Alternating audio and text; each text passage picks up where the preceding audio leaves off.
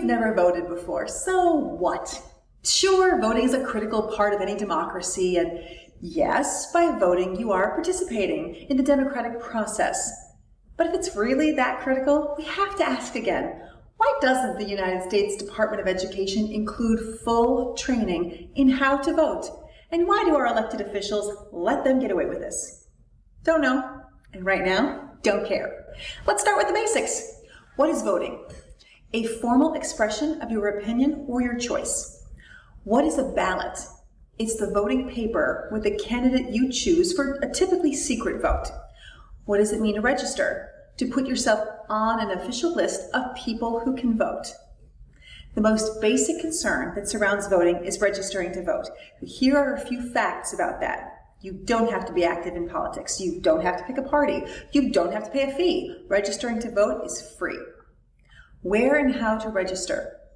Every state has different locations. The most common places are in government buildings. Dun, dun, dun.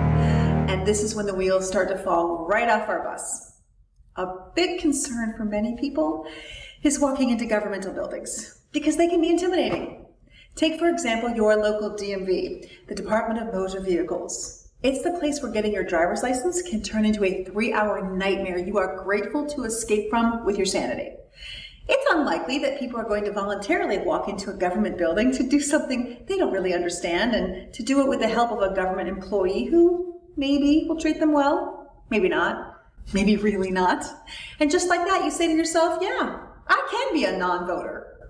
Well, help is on the way, because you don't have to walk into the DMV or the Board of Elections or even your county clerk's office. You can register online with the deputy voter registrar, or you can go to your local library, pick up a registration form, and just mail it in. And this doesn't obligate you to vote, it just maintains your right to vote. So if voting day comes and goes and you choose not to vote, nothing changes. But if on voting day comes and you decide, I want to vote, well, in most states, you will have to have been registered weeks before the election. So this preserves your right to vote.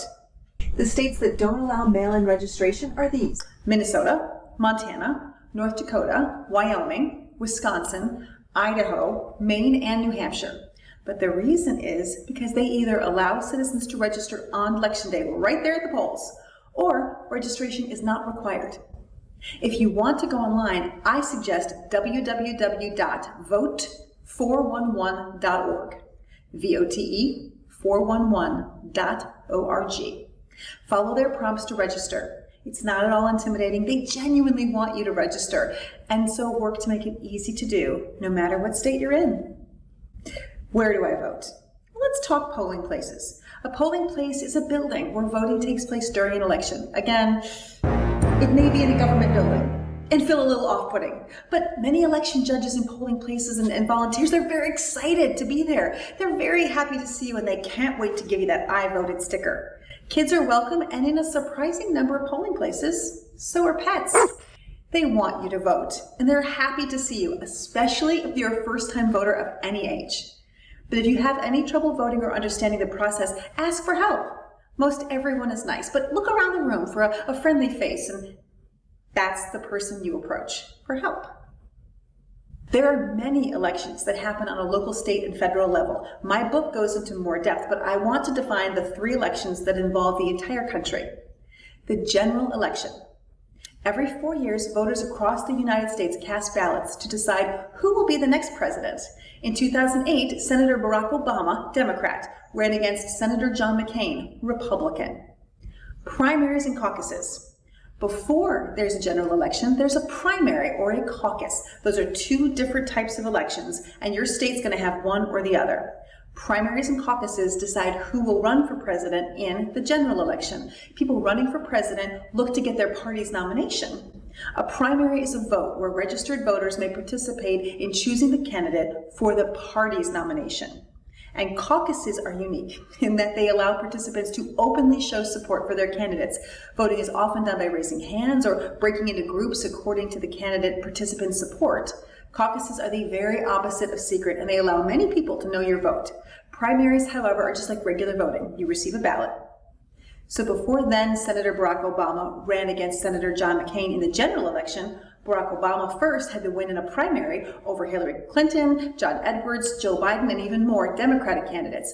And John McCain had to do the exact same thing with the Republican Party. States that rely solely on caucuses are Alaska, Colorado, Hawaii, Kansas, Maine, Minnesota, Nevada, North Dakota, Wyoming, and Iowa. Lastly is the midterm election. That's where the people can elect their U.S. representatives and senators, and then other state and local office holders. This election has nothing to do with the president, other than this election happens in the middle of a president's term of office. So a president serves 4 years, and 2 years in, there's a midterm election. Now you have the tools to get registered to vote.